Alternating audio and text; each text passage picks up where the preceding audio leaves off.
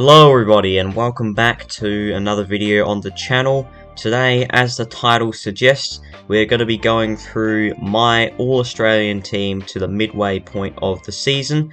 So I'm going to be selecting the best players, in my opinion, of every position in the format of the All-Australian team.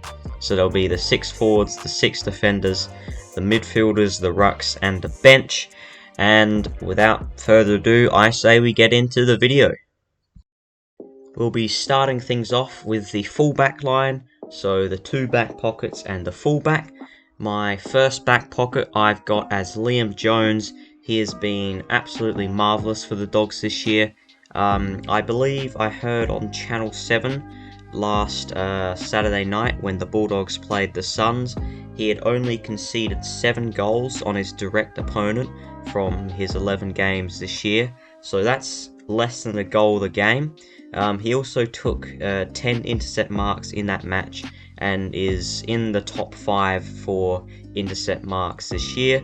So that's always a good stat, I feel like, to measure defenders on. He's also been a great one-on-one defender. He wins or halves more one-on-one contests than he does lose, and he's just been a great player, a great pickup for the Dogs this year. Now for my All-Australian fullback, I've got Darcy Moore. Really hard to go past him. He's been by far and away, in my opinion, the best key defender, arguably the best defender, definitely the best key defender. He's just been a great leader for the Pies. Absolutely, he marks everything. He's just he equaled the record for intercept marks in a game a couple of weeks ago. We thought he broke it, but then one of his marks got stripped off of him because it was like a second after the siren and it didn't count. So equaling the record is still pretty good. He's just a great one-on-one defender. He's done many great jobs on the big name key forwards in the game, and he's had a few arguably best on ground performances as well. He's just been a magnificent player for the Pies this year, and he's really gone to another level as their captain. And finishing off the full back line for my other back pocket, I have got James Sicily. He has been brilliant for the Hawks this year. He arguably should have been All-Australian last year. I definitely think he should have been All-Australian last year, and he's currently on track to make the All-Australian team this year. So he's just been a great intercepting key defender. He got 43 disposals just last week against the Saints. Arguably the best performance from any individual this season. Yeah, it truly was a magnificent effort from him. He's just been a magnificent player. Quite often plays on players bigger than him as well, so he does a good job at competing with those taller players as a key defender type player. But yeah, same Sicily, he's been brilliant this year. Now moving on to my half-back line, I don't think I really need to explain why this guy's in the team, but Nick Dacos is probably the best player of the season so far. I'd say he'd be leading the Brownlow as it stands right now. He's had many best on ground performances. He racks up heaps of disposals week in, week out. He uses the ball very effectively as well. He can even get on the scoreboard. He's kicked 7 goals this year. Pretty good for a halfback line player. Does also roll through the midfield occasionally, which I'm sure helps out his goal kicking cause. But yeah, he's just been absolutely magnificent, Nick Dacos. Now for my centre half back, I've got Charlie Ballard, who's been an incredibly underrated player the last 2 years. He's currently leading the competition for intercept marks. He equaled the record. There's been a lot of games where players have equaled the intercept marking record this year. He was one of those players to do that. He did it against the Eagles. He's played a number of other really good games. He's been definitely Gold Coast's best defender, and I think he's been one of the best defenders in the league and worthy of an All-Australian spot at this point in the season. And for the other half-back flank spot, I've got first season player Harry Sheezel. He's absolutely burst onto the scene this year. He's currently going at 27 disposals a game. His highest disposal count in the game was 37. Pretty good for a first season player. He was a midfielder forward type player in his draft year. However, he's been playing mostly on the halfback flank this year. Did play that one game as a mid forward against Sydney where he kicked 2 goals and had 25 disposals. So clearly he's effective in that position as well. But yeah, he's done most of his good work along the halfback line. Could have given this spot to Jack St. Clair, but I think that Sheasel's just been brilliant this year. An incredibly good ball user, and he gets a lot of the ball as well. Moving out of the back line now and into the midfield, you'll notice that I have labelled this spot as the centre/wings.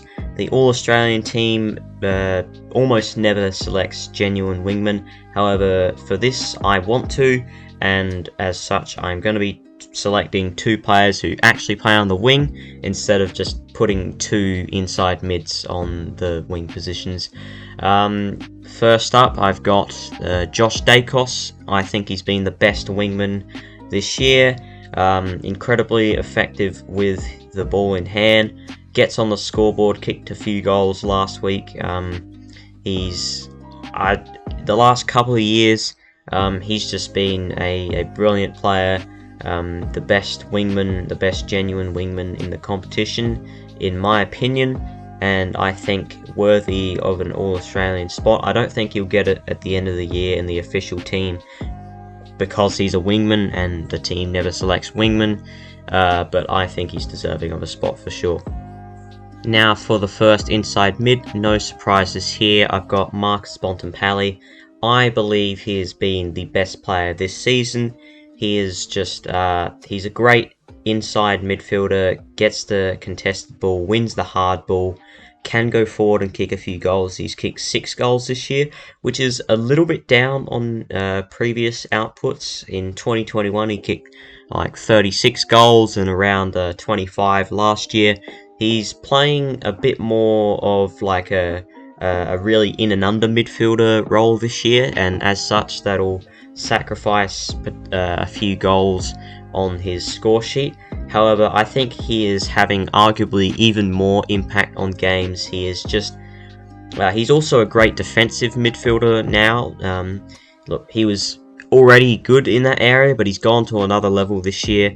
He's like 3rd in the lead for tackles. It's just, yeah, it's really remarkable what he's put together this year. He's had a couple of just absolutely superb performances. For example, that one against Fremantle, clearly best on ground, just magnificent.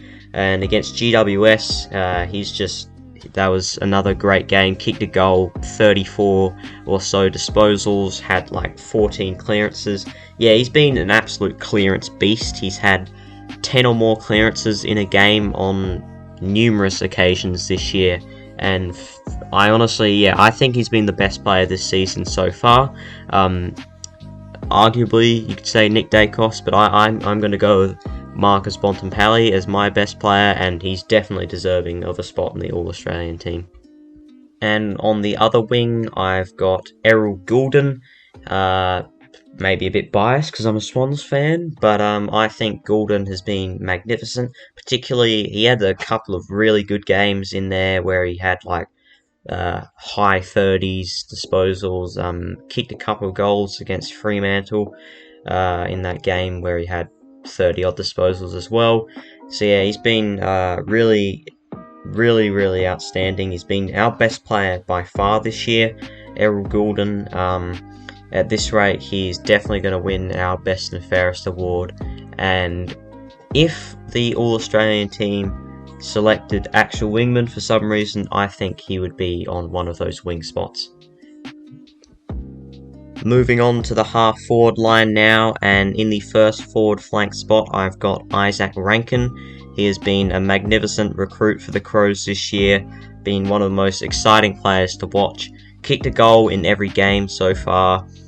He does a lot without the ball inside forward 50 as well. He has a lot of disposals up the ground.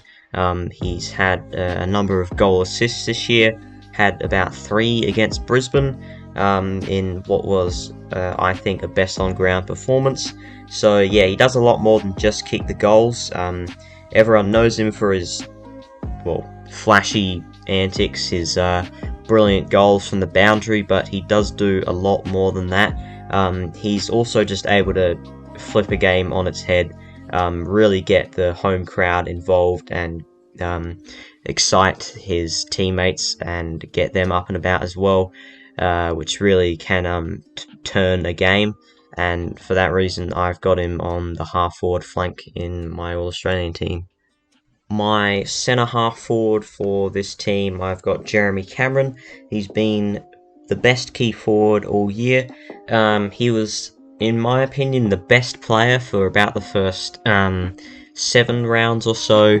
He's dropped off a bit in the last month. He's still been pretty solid, but he definitely isn't playing quite as well as what he was at the start of the year. Got 36 goals for the season, second in the Coleman medal race.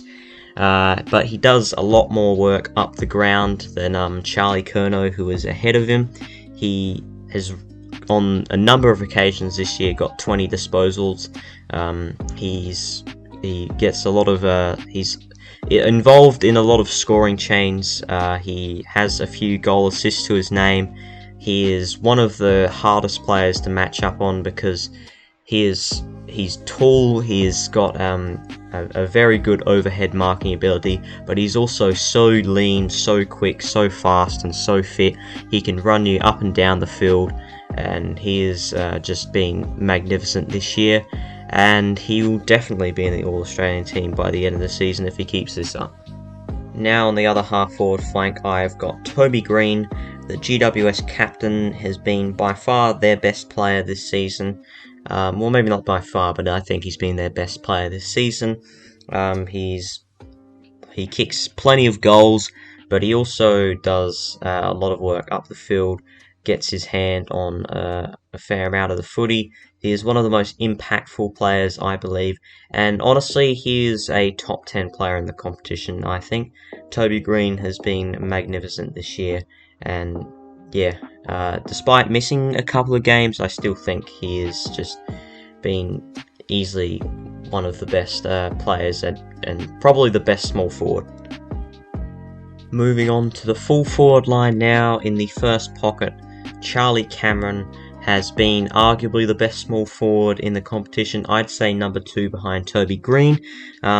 He's about 4th in the Coleman medal with 29 goals to his name and has just been magnificent. I feel like he's added a defensive side to his game. He's a really good forward tackler. He applies the pressure in the forward line. That's how he's got a fair few of his goals this year. Having a career best season is Charlie Cameron, and poised to make his second All-Australian appearance.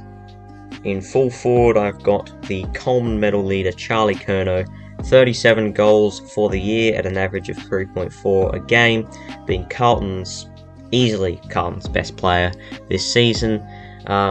Hasn't had the best service this year, with Carlton being a bit rubbish, to be quite frank. He's kicked a few big bags regardless, 9 against the Eagles, 6 against North, 5 against Geelong, and he is producing a career best season. He won the Coleman medal last year and he's taken it to another level this year. Brilliant stuff from Curnow in 2023. Rounding out the forward line, I've got Tom Hawkins in the other forward pocket. He has been magnificent once again this season. 5th or 4th, top 5 in the Coleman medal race. He's also 3rd for goal assists, so he is continuing to give off almost as many as he kicks himself.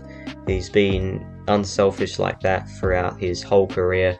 Could be on well over 800 goals if he didn't give so many away. But yeah, he's just been magnificent. Again, kicked a career high bag of 8 goals this year against Essendon. Just gets better and better each year, and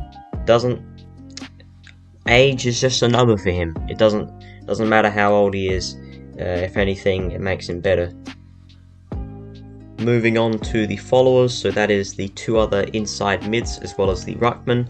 First up, we've got Clayton Oliver, being at his best once again this season. Has just continued to win the hard ball, the inside ball, the contested possessions. Yeah, he's a clearance beast, a contested possession beast, and he did get injured, looking to make a bit of a faster recovery than first expected. So he's only going to miss the 2 weeks rather than the 4 weeks. That hasn't affected me considering him for this team or not. I still got him in this team, and because of that shortened stint on the sideline, I think he's still a chance to make the All-Australian team at the end of the year, and maybe even win the Brownlow medal if he's lucky. For the ruckman, I've got Tim English, who has been easily the best ruckman this season. He's not the most prolific hit-out winner. He's not bad in that area, but it's more what he does around the ground. He gets on the scoreboard, he gets behind the ball, he's a great intercept contested marker, he gets a lot of disposals, he's a high disposal ruckman, and yeah, he's just all around the best ruckman in the competition this season by far so far. And for the final midfielder on this team, or at least on the field, another Melbourne midfielder, Christian Petrarca. I've got him about second in the Brownlow currently, according to my Brownlow predictions, or at least who I think should be getting the votes. So yeah, I'm definitely going to have him in the team. He's actually first for goal assists in the competition. He's been a bit more accurate in front of goals this year than he was last season. He's just been an absolute bull in that midfield of Melbourne, and I think at this stage he's probably more likely to win their club best and fairest than Clayton Oliver, especially with Oliver getting injured. But I also think he's just more impactful with the footy than Oliver. Not to say that Oliver's not impactful, but yeah, Petrarca's just been a great player this year. So the final spots to fill up on this list are the spots on the bench, the interchange. First up, I've got Jordan Dawson, the captain of the Adelaide Crows. Unlucky not to be on the field, but doesn't matter whether he's on the field or not. I don't really think so. Yeah, he played at the start of the year, the first few rounds, as the half-back player, where he played the majority of the last season. But he's been moved into the midfield, and it was an effective move, alright. He has been magnificent. He is one of the best ball users. He collects a lot of the footy as well. He's a great leader for the Crows in only his second season of playing for that club. And yeah, he's been a great player, Jordan Dawson. Probably high up in the Brownlow count, I would imagine too. Next bench spot, I've got Tim Taranto. Some have been a bit questionable of whether he has much impact on game, namely Kane Corns. And at the start of the year, I was a bit the same, but I reckon he's started to really make his presence felt at Tigerland after about the first month. Yeah, in the first month, he wasn't very impactful. He wasn't getting on the scoreboard. He had a lot of just hat kicks that weren't effective, but I reckon he's fixed up that area of his game. He's getting on the scoreboard now. He kicked 4 goals from his 33 disposals in his last match. So yeah, Tim Taranto has been fantastic, really, for the Tigers. Zach Merritt I've got as my next interchange spot. Really gone to another level. Like Darcy Moore, he's obviously the new Essendon captain this year, and I feel like he's gone to another level in that role. He has just been magnificent for the Dons. In that Dreamtime game, he was crazy good, and there's been other games as well where he's been clearly best on ground. He's just a real hard worker for that Essendon footy club, and he's one of the reasons why they've been a lot better this year than they were last year. And the final player to round out my All-Australian team at the midway point of the season, Zach Butters, the player who is currently number 1 in the coaches' votes, so probably unlucky not to be on the field, but who really cares if they're on the field or not, as long as they're on the team. Yeah, Zach Butters been magnificent for Port, has become their best player. I'd say he's gone ahead of Connor Rosie this year as their best player. Super impactful. That game against Melbourne, 2 goals, 40 disposals, really amazing. Won them the game, and he's been best on ground on many other occasions as well. He's just been a truly fantastic player for Port Adelaide this season, and fully deserving of a spot in the All-Australian team. So there you have it, guys. That is my All-Australian team to the midway point of this season. I hope you did all enjoy the video. Leave a comment down below showing what you agreed with here, what you disagreed with, and I will see you all in the next one. Bye.